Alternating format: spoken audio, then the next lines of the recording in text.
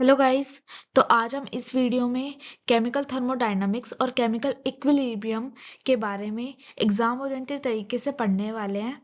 ये topic long answer questions के लिए बहुत इंपॉर्टेंट है, स्पेशली 10 मार्क्स या उससे ज़्यादा के लिए। मैं कॉन्सेप्ट को सिंपल हिंदी में एक्सप्लेन करूंगी ताकि आप एग्जाम में इजीली लिख कर आ सको और आप यहाँ से नोट्स भी बना सकते हो। Now, introduction to chemical thermodynamics. So, chemical thermodynamics होता क्या है? Chemical thermodynamics का मतलब होता है केमिकल रिएक्शन के दौरान होने वाले एनर्जी चेंजेस की स्टडी। ठीक है, इससे हमें पता चलता है कि रिएक्शन फिजिबल है या फिर स्पॉन्टेनियस।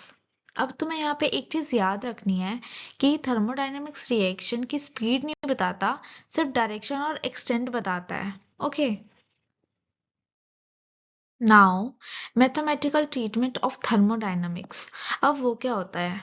थर्मोडायनामिक्स में एनर्जी चेंजेस को एक्सप्लेन करने के लिए मैथमेटिकल इक्वेशंस यूज होती हैं। ठीक है, जैसे कि D you, D H, D S and D G. ठीक है, एंड स्टेट फंक्शन सिर्फ सिस्टम के स्टेट पे डिपेंड करता है, पाथ पर नहीं।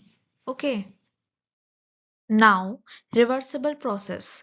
अब वो क्या होता है? रिवर्सिबल प्रोसेस एक आइडियल प्रोसेस होता है जो इनफाइनाइटली स्लो होता है। ओके, इसमें सिस्टम और सराउंडिंग हर स्टेज पर इक्विलिब्रियम में रहते हैं।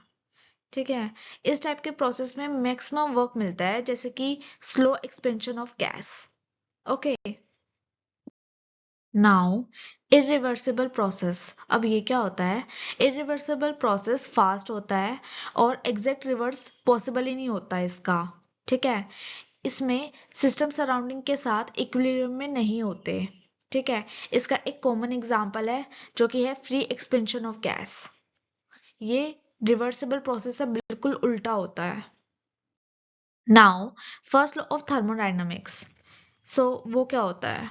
First law of thermodynamics conservation of energy पर बेस्ड है।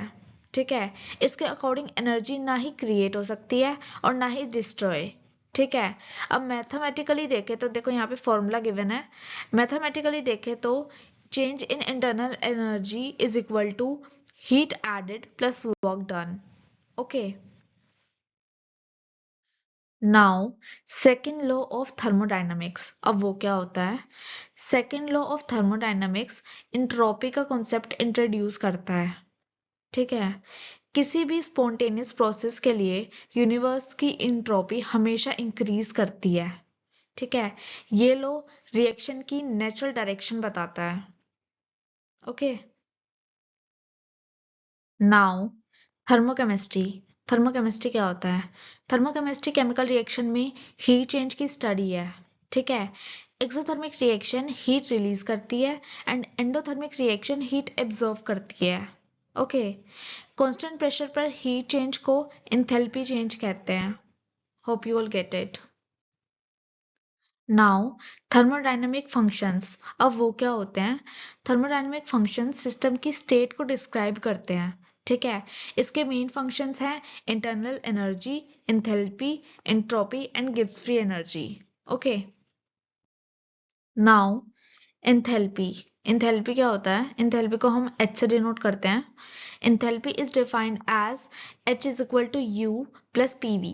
ये तुम्हें याद होना चाहिए। ठीक है, यहाँ पर कांस्टेंट प्रेशर पर जो हीट एक्सचेंज होता है वही इंथैल्पी चेंज होता है। ओके, यहाँ पे नेगेटिव एच को एक्सोथर्मिक कहते हैं एंड पॉजिटिव को एंडोथर्मिक। ये तुम्हें याद रखना है। Now entropy. इंट्रोपी को हम एस भी डिनोट करते हैं। It is a measure of randomness और डिसऑर्डर। ठीक है, अब जितनी ज्यादा डिसऑर्डर उतना ज्यादा एंट्रोपी। ओके, टेम्परेचर और मॉलिक्यूल कॉम्प्लेक्सिटी बढ़ने से एंट्रोपी भी बढ़ती है। Okay, now gives free energy, जिसे हम जी से भी डिनोट करते हैं। ये रिएक्शन की स्पॉन्टेनिटी डिसाइड करता है। ओके, अगर डेल्टा जी नेगेटिव है तो रिएक्शन स्पॉन्टेनियस होती है, और अगर डेल्टा जी जीरो है तो सिस्टम इक्विलिब्रियम में होता है। Okay, now relation between thermodynamic functions. ठीक है, अब देखो यहाँ पर ना एक इक्वेशन गिवन है। इस इक्वेशन से हमें पता चलता है कि कैसे एंथैल्पी और एंट्रोपी मिलकर स्पॉन्टेनिटी को कैसे अफेक्ट करते हैं। ठीक है, इक्विलिब्रियम समझने के लिए ये रिलेशनशिप बहुत इंपॉर्टेंट है। नाउ पार्शियल मोलर क्वांटिटीज, अब ये क्या होता है? इसका मतलब होता है contribution of one component to total property. ठीक है, इट डिपेंड्स ऑन कॉम्पोजिशन। ठीक है, ये कॉन्सेप्ट सोल्यूशन और मिक्सचर के लिए बहुत इंपॉर्टेंट है। ठीक है, नाउ डिपेंडेंस ऑन कॉम्पोजिशन, अब ये क्या होता है? इसमें थर्मोडायनेमिक्स प्रॉपर्टीज सिस्टम की कॉम्पोजिशन पर डिपेंड करती हैं।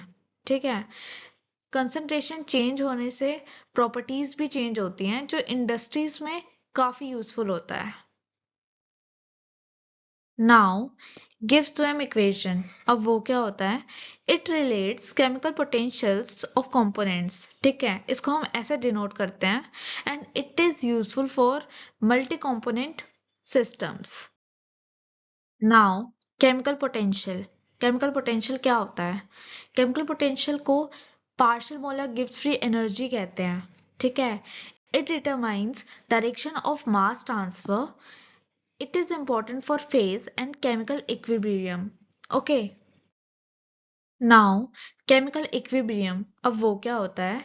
It is a state where forward and backward reactions occur at a same rate. ठीक है, इस कंडीशन में रिएक्टेंट्स और प्रोडक्ट्स की कंसंट्रेशन कांस्टेंट रहती है। Okay, now law of mass action, अब वो क्या है? लॉ ऑफ मास एक्शन के अकॉर्डिंग रिएक्शन रेट रिएक्टेंट्स की कंसंट्रेशन पर डिपेंड करती है। ओके, इक्विलिब्रियम पर ये रेशियो कांस्टेंट हो जाता है। नाउ इक्विलिब्रियम कांस्टेंट, जिसे हम Kc से डिनोट करते हैं, ठीक है, it is based on molar concentrations. ठीक है, ये इसका फॉर्मूला है। ठीक है, जो कि आपको लर्न करना है। इसकी वैल्यू रिएक्शन के एक्सटेंट को शो करती है। Okay, unit depends on reaction. Now equilibrium constant Kp, ठीक है, it is based on partial pressures. ठीक है, it is used for gaseous reactions and Kp and Kc mathematically related होते हैं। नाउ अदर इक्विलिब्रियम कांस्टेंट्स, ठीक है, यहाँ पर डिफरेंट इक्विलिब्रियम कांस्टेंट जैसे कि Kx एंड Kn अलग अलग पैरामीटर्स पर बेस्ड होते हैं, बट सबका एम इक्विलिब्रियम पोजीशन बताना होता है। Okay, now effect of temperature on equilibrium, ठीक है, इसको हम वेन्स ऑफ इक्वेशन से समझते हैं। Increase temperature favours endothermic reaction and decrease temperature favours exothermic reaction. ये आपको लर्न करना है, इसमें आप कंफ्यूज हो सकते हो। नाउ मोस्ट इंपॉर्टेंट टॉपिक, ले चैटलियर प्रिंसिपल, अब वो क्या होता है? If a system at equilibrium is disturbed, ठीक है, then it shifts to oppose the change in concentration, pressure or temperature affects equilibrium.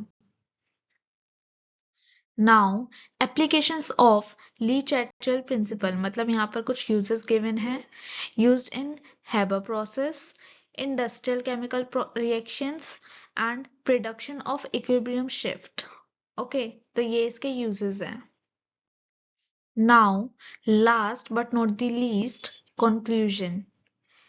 Now, chemical thermodynamics energy changes explain करता है, और chemical equilibrium reaction behavior predict करने में help करता है। Okay, exam point of view से ये topic बहुत इंपॉर्टेंट है। Hope you all get it. अगर वीडियो अच्छा लगा हो तो please like, comment and share.